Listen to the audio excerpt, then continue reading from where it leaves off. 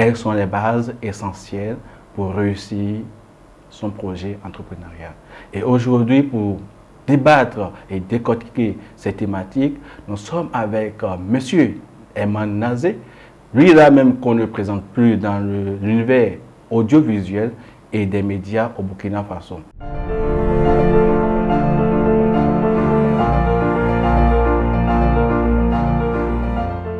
C'est principalement d'ailleurs qui on est qui fait que l'on réussit en entrepreneuriat plutôt que les connaissances techniques, les connaissances donc sur le domaine dans lequel nous entreprenons.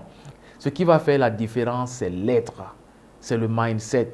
Nous, dans le programme que j'ai la chance et le bonheur de conduire, quand les entrepreneurs viennent, on commence par la formation sur le mindset. Et cette formation, c'est pour leur dire en premier, vous êtes à même de réaliser tout ce que vous imaginez. Un entrepreneur, c'est un optimiste forcené. Et quand je dis optimiste, je vais aller même plus loin. C'est même un enthousiaste.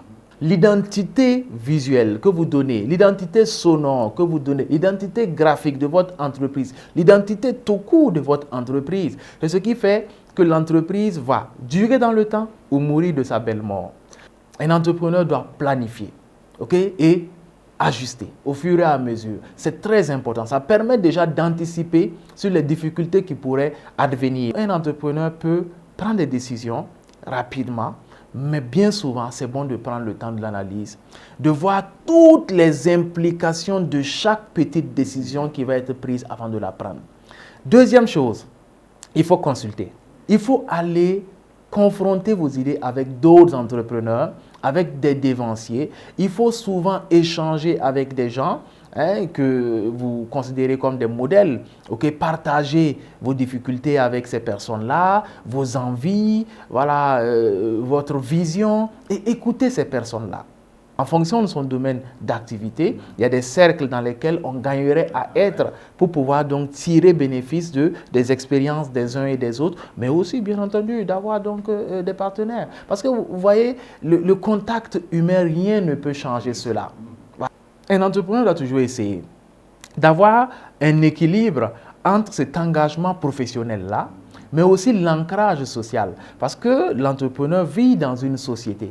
Et c'est important qu'il puisse être en harmonie avec les valeurs de cette société. Si les valeurs de cette société, c'est que l'entrepreneur doit saluer le voisin le matin, il faut saluer le voisin le matin. Si les valeurs de la société, en l'occurrence celles burkinabées et même africaines de façon générale, c'est que quand le voisin a un baptême, un mariage ou des funérailles, qu'on puisse s'y rendre, il faut faire l'effort de pouvoir vous y rendre. Quand vous êtes un entrepreneur, ou peu importe d'ailleurs qui vous êtes, même un employé, vous avez besoin des gens qui vous motivent, qui vous galvanisent, qui vous tirent vers le haut.